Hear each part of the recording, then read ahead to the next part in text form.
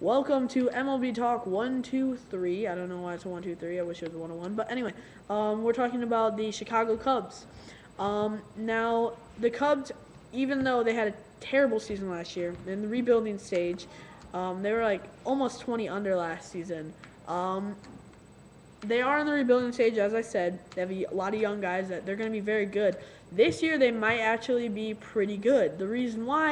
The main reason, just like 2 days ago, they traded for one of the best pitchers in the American League, and that makes the National League Central beefed up on pitching. They traded and got Matt Garza from the Tampa Bay Rays, and just a few weeks ago, the Brewers got Zach Greinke, the Cy Young Award from 2009. So, number one, the NL Central has gotten so much better pitching. The Reds have good pitching. The Cardinals have great pitching. The Cardinals are matching up with almost anyone in the Central, anyone in the National League pitching other than the Philadelphia Phillies. Now the Brewers have great pitching. They've acquired two good starters, and one being Zach Greinke, Cy Young Award winner from 2009. And the Cubs now had a pretty good starting rotation already, but they acquired Matt Garza. Now today, just a few minutes ago actually, it's announced they traded Tom Gorslani. What I think about that trade is that they did it because they wanted to get some new young guys in there, and I can understand that. I can understand why the Nationals would want him.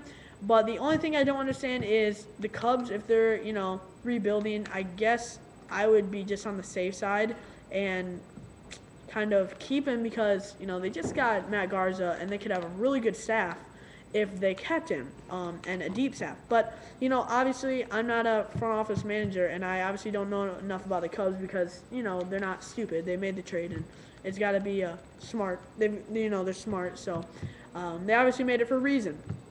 Now, the big thing is Kerry Wood went back to Chicago. The White Sox were offering a big contract, like something over $5 million a year. Jeez. Or almost 10 actually. And the Cubs just said, we can only offer you about a $1 million deal, but you can come back home to Chicago. And that's where he had his best times of his career, and he did, which proves that it matters. Money doesn't mean everything, especially to him.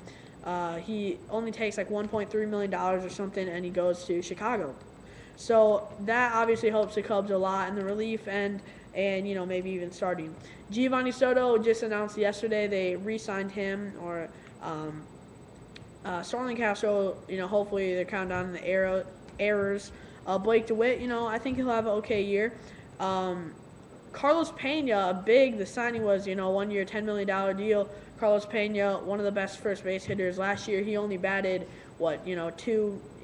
almost less than, I think it was less than 200, but he still had a decent amount of home runs, and the Cubs hope to cut down on the, strikeouts and low batting average, and the home runs is a big thing, and of course, Aramis Ramirez, if he stays healthy, that's going to be good. Marlon Byrd is a great outfielder, all-star. Tyler Colvin had, hit 19 home runs last season. He's very good. Kosuke Fukudome hopefully will bounce back, and so will Alfonso Soriano, hopefully. So, in my opinion, the Cubs actually I think, could have a good season. I think that they could get 500 or above, record.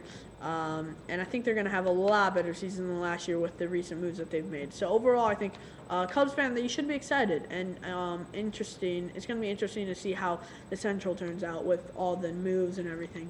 It's going to be a pretty crazy year. So thank you.